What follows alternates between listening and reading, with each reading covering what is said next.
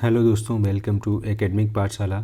आज हम लोग डिस्कस करने वाले हैं conservation of plants and animals, chapter number 7। Okay, और ये चैप्टर नंबर 7 है क्लास 8 की साइंस एनसीईआरटी। ओके, चैप्टर 6 तक हम लोग कवर कर चुके हैं प्रीवियस लेक्चर्स में, और अभी स्टार्ट कर रहे हैं चैप्टर नंबर 7। ओके, जो मेनली बात करेगा किसके बारे में? मेनली बात करेगा आपके कंजर्वेशन के बारे में। किसका कंजर्वेशन करना है? प्लांट्स का एंड एनिमल्स का।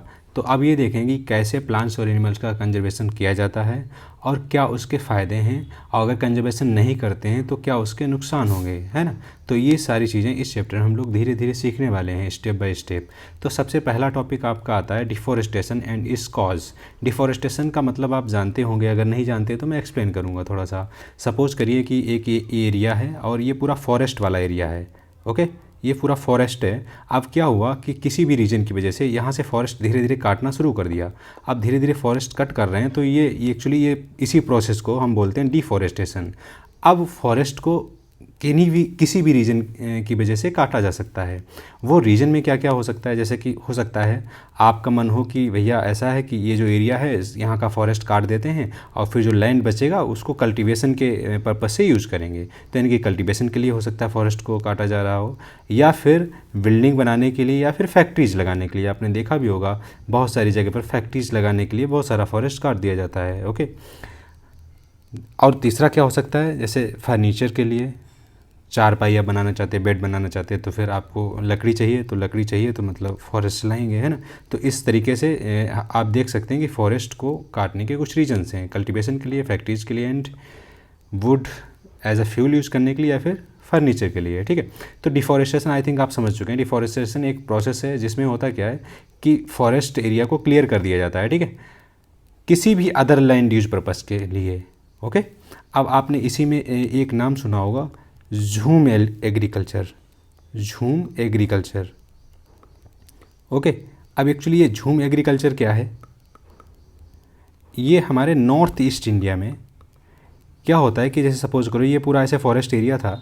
अब इसमें क्या किया, ये थोड़ा सा एरिया के पेड़ पौधे काट दिए, यानी कि फॉरेस्ट को क्लियर कर दिया, और यहाँ पर खेती कर रहे हैं 2 से 3 साल तक, जब तक यहाँ की फर्टिलिटी है। और जैसे ही फर्टिलिटी यहाँ की गायब हुई तो इन्होंने क्या किया कि इस वाले एरिया के फॉरेस्ट भी कट डाउन कर दिए। तो ये वाली एरिया ऐसे छोड़ दिया, ठीक है। अब क्या होगा, कुछ सालों तक यहाँ पर फॉरेस्ट करेंगे, सॉरी एग्रीकल्चर करेंगे। आफ्टर दैट फिर इस एरिया का, फिर इस एरिया का, ऐसे ऐसे करके ये पूरे एरिया का फॉरेस्ट कट कर रहे हैं। तो ये किस पर्पज़ से कर रहे हैं? For the cultivation. तो झूम एग्रीकल्चर एक्चुअली इसको हम /1 एग्रीकल्चर भी बोलते हैं, ठीक है। तो ये थोड़ा सा कॉन्सेप्ट था कि डिफॉरेस्टेशन क्यों होता है और क्या कारण हैं इसके, ठीक है। अब हम ये देखते हैं कि क्या नुकसान हो सकता है, कंसिक्वेंसेस क्या हो सकते हैं डिफॉरेस्टेशन के। ओके, आप पेड़ पौधे काटोगे, आप तो मज़े लेने के लिए, मतलब किसी भी मज़े लेने के लिए, जैसे एग्रीकल्चर के लिए या फिर फैक्ट्रीज़ के लिए कट कर रहे हो, तो उसका फिर कुछ ना कुछ तो इफ़ेक्ट तो पड़ेगा ना। तो वही इफ़ेक्ट के बारे में पॉइंट वाइज समझते हैं। जैसे पहला क्या हो सकता है कि अगर डिफॉरेस्टेशन करेंगे तो फिर क्या होगा, टेम्परेचर इंक्रीज हो जाएगा, है ना, पोल्यूशन लेवल भी बढ़ जाएगा। क्यों ऐसा होगा कि आपको पता है पेड़ के नीचे जैसे आप जाते हो बहुत तेज़ धूप थी, और ऐसे ये कोई सपोज करो ये ट्री है, ठीक है, तो इसके नीचे आप बैठते हो तो क्या होता है, ठंडा फील होता है। तो अगर बहुत सारे ऐसे ट्री लगे हैं तो उस एरिया में कैसा रहेगा, कूल एकदम रहेगा, ठीक है। और आपको ये भी पता है कि जो ट्रीज़ हैं वो क्या करते हैं, CO2 को लेते हैं। CO2 क्या है? कार्बन डाइऑक्साइड, जो कि एक पोल्यूटेंट है। ये CO2 को लेते हैं और किसको रिलीज करते हैं? O2 को, यानी कि ऑक्सीजन को। अगर प्लांट ही नहीं होंगे, फॉरेस्ट ही नहीं होंगे, तो फिर CO2 को लेंगे कैसे? तो यानी कि हमारे एटमॉस्फेयर में बहुत ज़्यादा मात्रा में CO2 हो जाएगा और O2 की कमी हो जाएगी। तो इसका मतलब हेल्थ इश्यूज़ बहुत सारे हो जाएंगे। तो आप समझ सकते हैं डिफॉरेस्टेशन के क्या क्या नुकसान हो सकते हैं। और समझते हैं, कार्बन लेवल बढ़ जाएगा, ये मैंने बता दिया, कार्बन डाइऑक्साइड का बढ़ जाएगा एटमॉस्फेयर में। ग्राउंड वाटर जो है उसका लेवल जो है वो लोअर्ड हो जाएगा, क्योंकि ग्राउंड वाटर में रिचार्ज सही से हो ही नहीं पाएगा, बारिश ही नहीं सही से होगी, है ना। फिर जो नेचुरल रिसोर्स हैं, ये नेचर में एक तरीके से अनबैलेंस टाइप का हो जाएगा, ठीक है। एनिमल्स सारे जो हैं या तो उस एरिया को छोड़ के चले जाएंगे, या फिर वो किसी न किसी के द्वारा, यानी कि ह्यूमन मैन कन्फ्लिक्ट के थ्रू वो मार दिए जाएंगे। ओके, तो इस तरीके से पूरी प्रॉब्लम क्रिएट हो सकती है। जैसे एक और होता है, जैसे फर्टिलिटी ऑफ सॉइल, ये भी कम हो सकती है, ठीक है। कैसे? जैसे आपको पता है कि आपने देखा होगा बहुत सारा ऐसे फॉरेस्ट लगा था, ठीक है, ऐसे फॉरेस्ट बहुत सारा लगा है, ठीक है। अब क्या है, इसकी कुछ लीव्स जो हैं, लीव्स या छोटी छोटी टहनियाँ ग्राउंड पे गिरती हैं, वो ग्राउंड पे गिरती हैं, धीरे धीरे वो बारिश होती है या फिर टेम्परेचर के बढ़ने घटने से क्या होता है, वो धीरे धीरे सड़ने लगती हैं, और सड़कर वो क्या होता है, ह्यूमस में कन्वर्ट हो जाती हैं। किसमें? ह्यूमस में। अब मान लो फॉरेस्ट ही ना हो तो फिर ये ह्यूमस कैसे बनेगा, यानी कि सॉइल की फर्टिलिटी इफेक्ट हो जाएगी। ओके। कैलेमिटीज़ आपको देखने को मिलेंगी, नेचुरल कैलेमिटीज़, जैसे कि फ्लड हो गया, ड्रॉट हो गया, या तो बारिश होगी तो बहुत बारिश होगी, जैसे कि आपने देखा दिल्ली का क्या हाल हुआ अभी, ड्रॉट होगा तो भयंकर ड्रॉट होगा। ठीक है। तो इस तरीके से हमारे इंडिया में जो एवरेज रेनफॉल है वो 116 सेंटीमीटर है, एवरेज रेनफॉल। ठीक है। और कहीं पर अभी हम लोग ये देख रहे हैं कि कहीं पर बहुत ज़्यादा रेनफॉल हो जा रही है और कहीं पर एकदम ड्रॉट हो जा रहा है, ऐसी कंडीशंस हो रही हैं। This is because of climate change. और क्लाइमेट चेंज क्यों हो रहा है? फॉरेस्ट का एरिया कम हो रहा है। ठीक है, इस वजह से। तो अगर जैसा कि बताया CO2 क्या होगा, एटमॉस्फेयर में इंक्रीज हो जाएगा अगर हम फॉरेस्ट को कट कर देते हैं, डिफॉरेस्टेशन कर देते हैं। फॉरेस्ट को कट करना ही डिफॉरेस्टेशन है, मैं पहले ही बता चुका हूँ। ठीक है। अब एक्चुअली क्या है, CO2 का लेवल बढ़ जाएगा, और CO2 आपको पता है एक ग्रीन हाउस गैस है, ग्रीन हाउस गैस। अब ये ग्रीन हाउस क्या होता है, ये कौन सी वाला आ गई भाई? ग्रीन हाउस इफेक्ट एक्चुअली ये ऐसा होता है, सपोज़ करो कि एटमॉस्फेयर में CO2 की ऐसे पूरी लेयर बन गई, तो क्या होगा कि इसमें शॉर्ट वेव रेडिएशन तो आ जाएगा जो कि सन से आता है। कहाँ से आता है? सन से। शॉर्ट वेव रेडिएशन तो एंटर कर लेगा, बट जब हमारी अर्थ जो है वो वार्म अप करेगी, फिर उसके बाद वो लॉन्ग वेव रेडिएशन छोड़ेगी।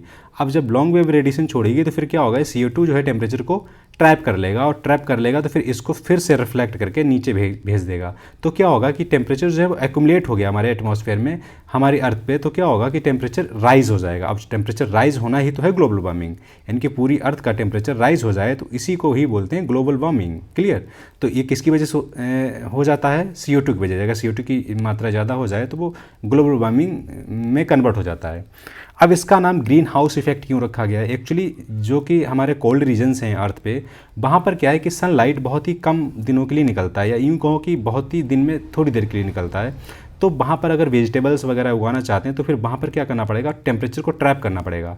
और टेम्परेचर को ट्रैप करने के लिए कुछ ना कुछ जुगाड़ करना पड़ेगा। तो उसी जुगाड़ में क्या किया गया कि कुछ ग्लासेस के, यानी कि ग्लासेस के ऐसे कुछ ग्रीन हाउस टाइप के बना दिए गए, ग्रीन हाउस टाइप की इस तरीके से बना दिए गए। ओके। अब इसमें क्या हुआ, इसी में वेजिटेबल्स को उगाने लगे।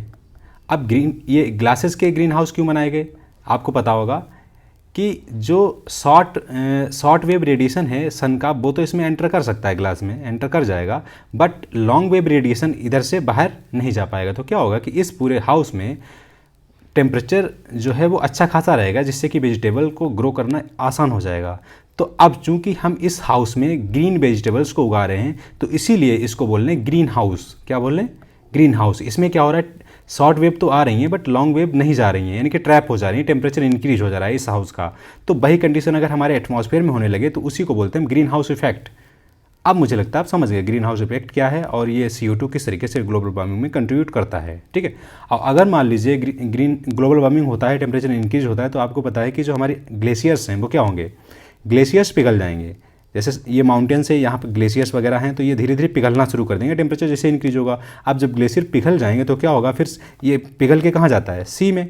अब जब सी में जाएगा तो सी का जो लेवल है वो क्या होगा, इंक्रीज हो जाएगा। अब जब सी का लेवल इंक्रीज होगा, बस छोटे छोटे आइलैंड होंगे वो क्या होंगे, सबमर्ज हो जाएंगे, और कोस्टल एरिया भी सबमर्ज हो जाएगा। इसका मतलब ये कि जैसा कि आपको पता है कि जो पूरी अर्थ है हमारी, उसका सिर्फ और सिर्फ 29% लैंड है, और 71% जो है वो वाटर एरिया है, कवर किया है। ठीक है। और अगर मान लो ग्लोबल वार्मिंग होती है और आइस तेज़ी से पिघलती है, तो क्या होगा, ये जो 29% हम लोग देखते हैं लैंड एरिया, ये भी डिक्रीज़ हो जाएगा। क्यों डिक्रीज़ हो जाएगा कि आपको पता है कोस्टल एरिया जो है वो सबमर्ज हो जाएगा, और आइलैंड भी सबमर्ज हो जाएंगे।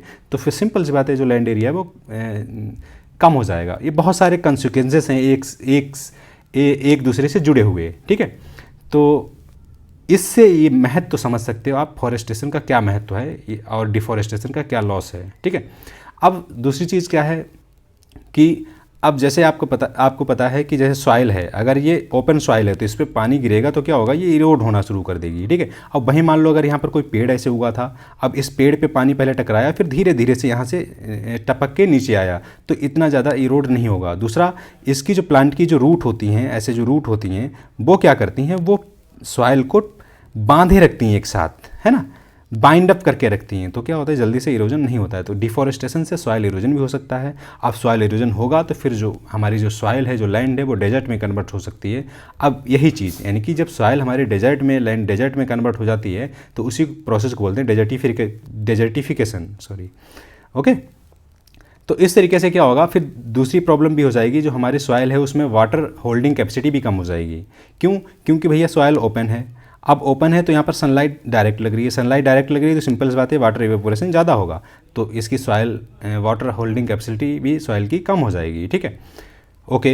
इनफिल्ट्रेशन रेट भी कम हो जाएगी। इनफिल्ट्रेशन रेट क्या है, जैसे ये ट्री है, ये आपका, ये इसकी रूट्स हैं सॉइल के अंदर, और ये पूरा ऐसे ट्री है, ये पूरा ट्री है, ठीक है। अब क्या होता है कि जैसे बारिश होती है, बारिश इस तरीके से यहाँ हुई है, तो क्या होगा, जो पानी है वो जड़ों के सहारे ऐसे नीचे की तरफ परकोलेशन हो जाता है उसका, यानी कि इनफिल्ट्रेशन हो जाता है, ठीक है।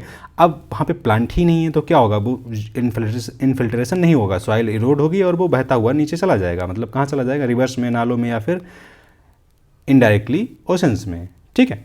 तो ये भी प्रॉब्लम आएगी डिफॉरेस्टेशन होने से, ठीक है। मुझे लगता है बहुत ज़्यादा मैंने एक्सप्लेन कर दिया और ये लेक्चर जो है वो काफ़ी लंबा हो रहा है। प्लीज़ पेशेंस बना के रखें, चीज़ें एक्सप्लेन करने में टाइम तो लगता ही है, ओके, ठीक है। अब बात आती है conservation of forest and wild life. Forest और वाइल्ड लाइफ का कंजर्वेशन कैसे करते हैं। अब कंजर्वेशन करने के लिए हमें कुछ एरियाज़ को प्रोटेक्टेड एरिया डिक्लेयर करना पड़ेगा, ओके।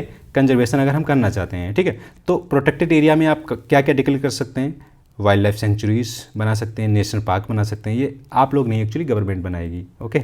बायोस्फीयर, अगर आप गवर्नमेंट का हिस्सा होते हैं तो आप पॉलिसी मेकिंग में पार्ट बन जाएंगे और इस तरीके से आप चीज़ें कर पाएंगे, ठीक है।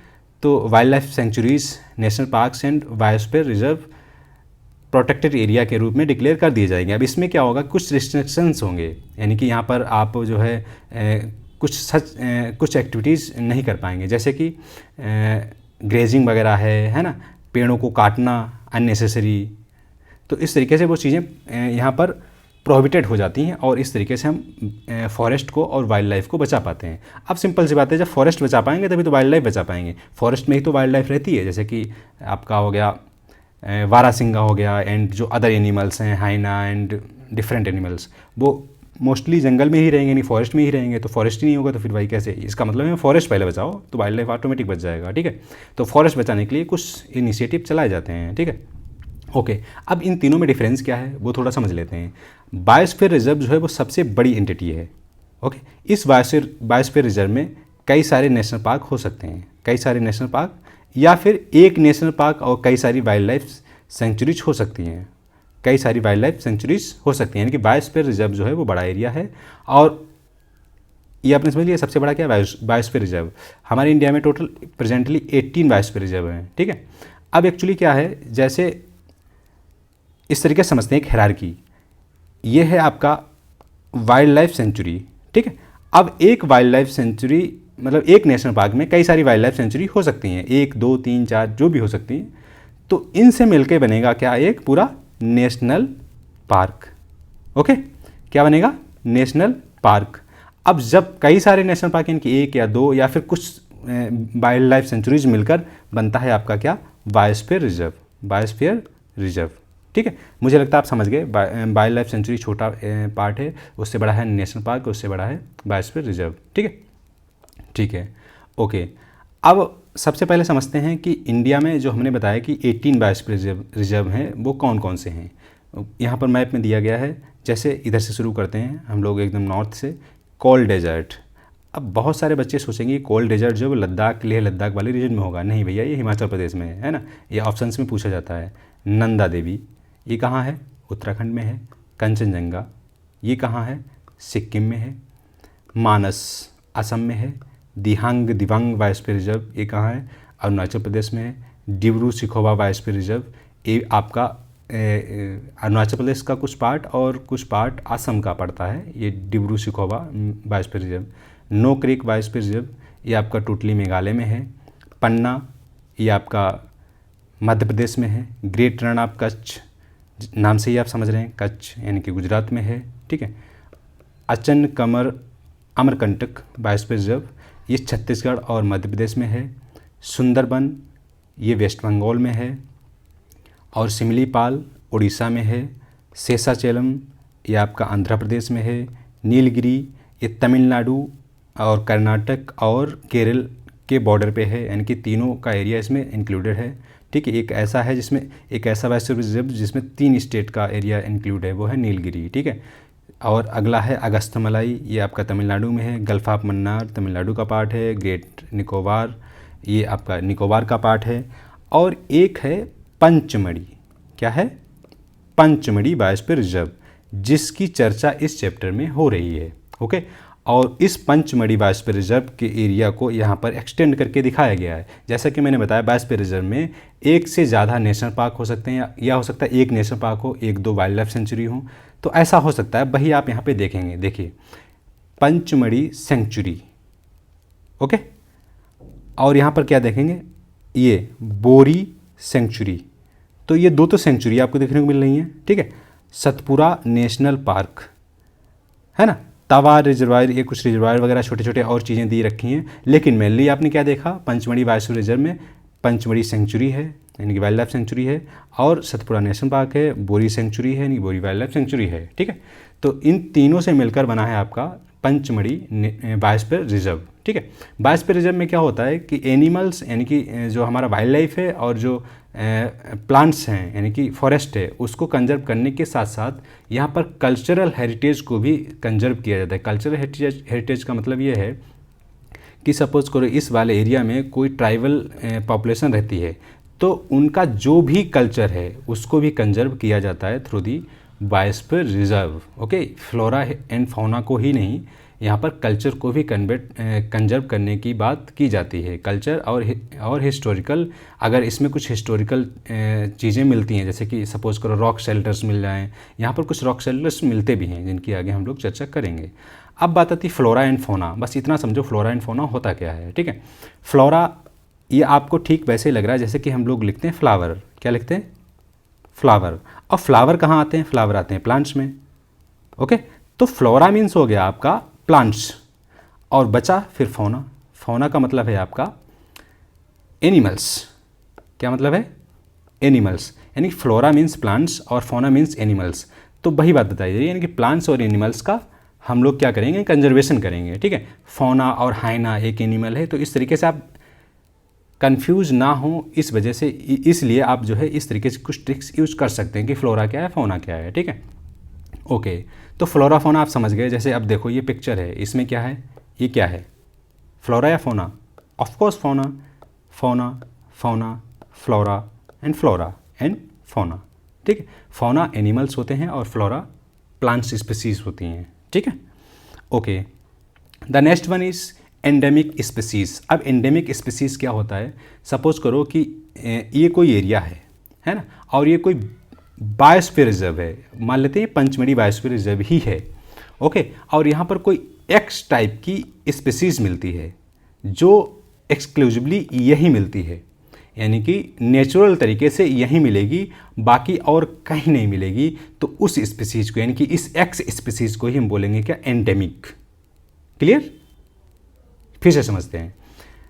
कोई एरिया है और यहाँ पर एक्स स्पीसीज मिलती है, और वो एक्स स्पीसीज सिर्फ इसी एरिया में मिलती है, कहीं दूसरी जगह नेचुरली नहीं मिलती है।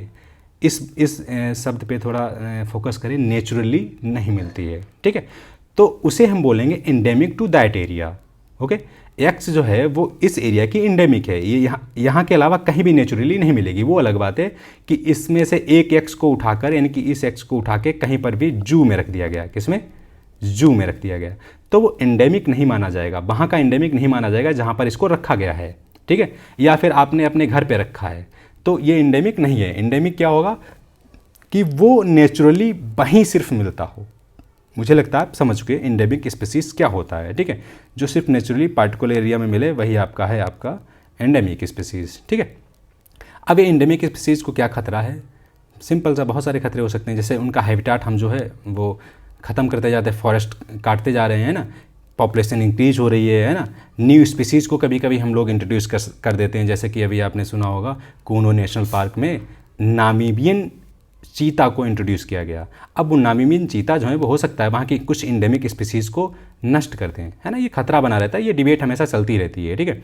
अब जैसे कि बात की इंडेमिक, अब नामीबिया से और साउथ अफ्रीका से लेके आए कुछ चीता, ओके, जिनको इंट्रोड्यूस किया गया मध्य प्रदेश के कूनो नेशनल पार्क में। अब हम ये नहीं कह सकते जो चीता हैं वो इंडेमिक हैं इंडिया के या फिर कूनो नेशनल पार्क के, क्यों? क्योंकि वो इंडेमिक है नामीबिया और साउथ अफ्रीका के। मुझे लगता है अब आप समझ गए इंडेमिक स्पीसीज़ क्या है। नेचुरली जहाँ मिले, आप बांध के कहीं ले जाओ और कहीं पे उसको रख दो तो वो इंडेमिक वहाँ का नहीं माना जाएगा, ठीक है। ओके, अब स्पीसीज़ क्या होता है? स्पीसीज़ हम उस ग्रुप ऑफ पॉपुलेशन को बोलते हैं जो इंटरब्रीडिंग कर सके। क्या कर सके? इंटरब्रीडिंग, और इंटरब्रीडिंग करके नए ऑफस्प्रिंग को जन्म दे सके, ठीक है। जैसे अब मान लो एक है डॉग और ये डॉग है ये डॉग सपोज करो, जैसे हम लोग नहीं सुनते हैं कि ये जर्मन डॉग, जर्मन शेपर्ड है एंड ये देसी है, ये ब्रीड है, ये मतलब इस डिफरेंट टाइप की ब्रीड्स हम लोग सुनते हैं, ठीक है। अब चूंकि उसकी स्पीसीज़ तो डॉग ही है ना, चाहे वो जर्मन हो, चाहे वो कलकत्ता का हो, चाहे वो कहीं का हो, डजेंट मैटर। वो क्या है, जैसे मान लो जर्मन डॉग है और वो कोई सी डॉग है जो कि देसी है। अगर वो इंटरब्रीडिंग करते हैं तो वो एक न्यू ऑफस्प्रिंग को जन्म देंगे। तो अगर ऐसा वो करने में सक्षम है तो वो बोलेंगे कि वो सेम स्पीसीज से बिलोंग करते हैं, ओके। अब वहीं मान लो एक डॉग है और एक आपने क्या किया, गोट ले ली और उनकी इंटरब्रीडिंग करानी चाहें तो क्या होगी? अगर हो भी गई, फिलहाल तो होगी नहीं, अगर हो भी गई तो फिर न्यू स्पीसीज को तो जन्म देगी नहीं, ओके। तो इस तरीके से मतलब कुल मिला के जिसकी इंटरब्रीडिंग हो सके और नई स्पीसीज़ को यानी नए ऑफस्प्रिंग को जन्म दे सके तो वही है स्पीसीज़। वही क्या है? Species, okay. जैसे आपका सपोज करो बफेलो की बहुत सारी ब्रीड मिलती हैं। अब वो कोई भी ब्रीड हो और किसी भी ब्रीड का जो है आपके पास ही बफेलो हो तो फिर वो इंटरब्रीडिंग कर सकता है और नए ऑफस्प्रिंग को जन्म दे सकता है। क्लियर? ओके। अब बढ़ते हैं आगे। वाइल्ड लाइफ सेंचुरी, जैसा कि मैंने बताया कि ये बायोस्फीयर रिजर्व से और नेशनल पार्क से ये छोटे होते हैं, ठीक है। अब इनमें क्या किया जाता है, इसमें क्या नहीं किया जाता है, मतलब इसमें कुछ एक्टिविटीज़ ही बैन होती हैं। जैसे ग्रेजिंग बैन होती है, कलेक्टिंग ऑफ मेडिसिनल प्लांट, नहीं एक्चुअली ये बैन नहीं होती, अलाउड होती है। मतलब इसके अलावा सारी चीज़ें बैन होती हैं। मतलब जैसे क्या, कौन सी एक्टिविटीज़ अलाउड हैं? जैसे कलेक्टिंग ऑफ मेडिसिनल प्लांट, कुछ मेडिसिनल प्लांट हैं, आप गए फॉरेस्ट में कलेक्ट कर सकते हैं, यानी कि कहाँ, वाइल्ड लाइफ सेंचुरी जो डिक्लेयर है वहाँ कर सकते हैं। ग्रेजिंग कर सकते हैं, यानी कि कुछ आप एनिमल्स को लेके गए वहाँ पर अपना ग्रेजिंग करा के चले आए। फायरवुड यानी कि आग जलाने के लिए कुछ लकड़ियाँ इकट्ठी कर सकते हैं, ठीक है। तो ये है आपका वाइल्ड लाइफ सेंचुरी में ये वाली एक्टिविटीज़ अलाउड होती हैं, बट बायोस्फीयर रिजर्व और नेशनल पार्क में ये चीज़ अलाउड नहीं होती है। क्लियर? ठीक है। Okay, the next is national park. National park आपको पता है कि biosphere reserve wild life sanctuary से बड़ा और बायोस्फीयर रिजर्व से छोटा एरिया होता है, ठीक है। अब जैसे कि अभी बात हो रही थी जो हमारा पंचमढ़ी बायोस्फीयर रिजर्व है उसमें क्या आपको सतपुरा नेशनल पार्क देखने को मिलता है। और सतपुरा नेशनल पार्क जो है वो इंडिया का फर्स्ट रिजर्व फॉरेस्ट है। ये बात ध्यान रखनी है। पूछा जाए first reserve forest of India क्या है तो बोलोगे Satpura national park. Clear? Okay. यहाँ पर बताया जा रहा है कि सतपुरा नेशनल पार्क में कुछ शेल्टर्स, रॉक शेल्टर्स भी मिलते हैं, जो कि मैंने बताया था कि इस लेक्चर में हम लोग चर्चा करेंगे। और वो प्री हिस्टोरिक टाइम के हैं और इसमें लगभग 55 रॉक शेल्टर्स मिलते हैं और इसमें कुछ सीन्स देखने को मिलते हैं, मतलब ड्राइंग वगैरह, जैसे कि fighting scene, hunting scene, dancing scene, playing musical instrument. इस तरीके से मुझे मतलब हम लोगों को वहाँ पर ड्राइंग टाइप की रॉक्स में मिल जाती हैं, रॉक शेल्टर्स में देखने को मिल जाती हैं, ठीक है। Next topic is project tiger. Project tiger actually क्या है? टाइगर को प्रिजर्व करने के लिए, कंजर्व करने के लिए, प्रोटेक्ट करने के लिए प्रोजेक्ट टाइगर को चलाया गया था। कब स्टार्ट किया गया था? 1973 में, ओके। टाइगर को प्रोटेक्ट करने के लिए प्रोजेक्ट टाइगर शुरू किया गया। कब? 1973 में। अब इस प्रोजेक्ट टाइगर के शुरू करने से बहुत सारा प्रॉफिट हुआ। जैसे सपोज क्या करो, एक्चुअली ये डाटा देखो, 2006 में 1411 टाइगर हुआ करते थे और फिर 2010 में 1706 टाइगर हो गए, 14 में कुछ इतने, 18 में इतने और इतने, ठीक है। यानी कि 3167 हो गए। कब? 2022 में। एक चीज़ आप और नोटिस करो, यहाँ पर 6 में सर्वे हुआ, फिर 10 में हुआ, फिर यानी कि 6, 10, 14, 18 और 20। तो हर 4 ईयर में टाइगर सेंसस होता है। ये बात भी आपको याद रखनी है, ओके। अब 2022 में हुआ था, यानी कि 2022 में हुआ है, तो अगला कब होगा? 2026 में, ठीक है। उसके बाद कब होगा? 2030 में, ओके। तो अभी प्रेजेंटली जो टाइगर हैं वो कितने? 3167। पिछली बार कितने थे? 2967। अब देखो यहाँ पर कितना है? 14। अब 14 का डबल करो 28, तो 2 गुने हो गए थे 2018 आते आते, यानी कि सिर्फ और सिर्फ महज 12 साल में, ओके। तो ये बहुत ही कह सकते हो कि बड़ा अचीवमेंट इंडियन गवर्नमेंट ने अचीव किया था प्रोजेक्ट टाइगर चलाकर, ठीक है, ओके। फिर आता है next main concept, endangered animals क्या होता है? इंडेंजर्ड एनिमल, सपोज करो कोई एक्स टाइप के एनिमल हैं और उनकी कुछ संख्या 10 बची है। पहले इनकी संख्या 1000 हुआ करती थी, घट घट के अब वो घट क्यों रही है? पोचिंग हो रही है। पोचिंग मतलब इलीगल हंटिंग, ओके, उसको बोलते हैं पोचिंग। तो उस वजह से क्या हुआ? धीरे धीरे घटते घटते वो 10 बचे हैं। तो अब ये डर है कि अगर इनको कंजर्व नहीं किया गया तो ये एक्सटिंक्ट हो जाएंगे। एक्सटिंक्ट मतलब गायब हो जाएंगे, इनकी स्पीसीज ही नहीं मिलेगी दोबारा, ओके। तो ऐसे को मतलब ऐसी स्पीसीज को हम लोग बोलते हैं इंडेंजर्ड एनिमल, यानी कि उनका डर हो, खतरा हो कि वो गायब हो जाएंगे अगर उनको कंजर्व नहीं किया गया, प्रोटेक्ट नहीं किया गया, ओके, ठीक है। एंड नेक्स्ट, अब एक्चुअली क्या है कि आपको पता है कि बहुत सारे एरिया में इलीगल पोचिंग होती है ना। इस वजह से क्या होता है कि ये एनिमल्स को हंट कर लिया जाता है और इस वजह से इनकी संख्या कम होती चली जा रही है। इकोसिस्टम क्या है? इकोसिस्टम एक्चुअली 2 चीज़ों से मिलकर बना है, एक लिविंग और दूसरा नॉन लिविंग, ओके। तो लिविंग में क्या आता है? जैसे कि आपका लिविंग में आ जाता है plants, animals and micro organism. Non living में क्या आता है? क्लाइमेट, सॉइल, रिवर डेल्टा या वाटर वगैरह, ये सब किस में आते हैं? Non living. तो इकोसिस्टम 2 चीज़ों में मिलकर बना है, लिविंग सब्सटेंस और non living substance. Living substance and non living substance जो है आपस में इंटरेक्ट करते हैं, इसी प्रोसेस इसी पूरे सिस्टम को बोलते हैं इकोसिस्टम, क्लियर, ठीक है। अब बात आती है रेड डाटा बुक की। अब रेड डाटा बुक क्या करती है? इसका क्या काम है? क्यों इसको रेड डाटा बुक बोलते हैं? एक्चुअली इसमें उन्हीं स्पीसीज़ की लिस्ट होती है जो इंडेंजर्ड हैं या फिर जो खतरे में हैं। अगर उनको कंजर्व नहीं किया गया तो फिर वो गायब हो जाएंगे और वो हमारे इकोसिस्टम के लिए अच्छी बात नहीं होगी। तो उन्हीं की लिस्ट, यानी कि उन्हीं की नेम्स की लिस्ट को ही बोलते हैं रेड डाटा बुक। इस लिस्ट को बनाया गया IUCN के द्वारा। IUCN की फुल फॉर्म है international union for conservation nature and natural resources, clear. और ये IUCN फाउंड किया गया था कब? 1948 में। और आपको पता है 1947 में हम लोगों को फ्रीडम मिला था, इनकी आज़ाद हुए थे। और उसके 1 साल बाद ऐसे याद कर सकते हैं कि कब IUCN जो है फाउंड किया गया था। और रेड डाटा बुक कब फाउंड की थी? 1964 में, ओके, ठीक है। इंडेंजर्ड एनिमल्स का ये लिस्ट है रेड डाटा बुक। अब अगला कॉन्सेप्ट है आपका माइग्रेशन। माइग्रेशन एक्चुअली 2 रीजन से होता है। एक होता है आपका पुश फैक्टर और एक होता है आपका पुल फैक्टर, ओके। अब पुश फैक्टर क्या है? जैसे कोई चीज़ पुश कर रही है कि आप यहाँ से भाग जाओ, और दूसरी चीज़ पुल कर रही है कि आप मेरी तरफ आ जाओ, है ना। जैसे क्या होता है मोस्टली विलेज से मोस्ट ऑफ द टाइम जो स्टूडेंट एज के बच्चे हैं वो क्या करते हैं? वो सिटी में आ जाते हैं। बहुत सारे लोग कोटा चले जाते हैं या फिर कहीं भी इलाहाबाद या कहीं भी चले जाते हैं, ठीक है, दिल्ली वगैरह। किस लिए? क्योंकि एजुकेशन उनको अपनी पूरी करनी है। तो यहाँ पर उनका पुल फैक्टर क्या है? यहाँ पर पुल फैक्टर है एक्चुअली एजुकेशन गेन करने के लिए वो गांव से शहर में आ जाते हैं।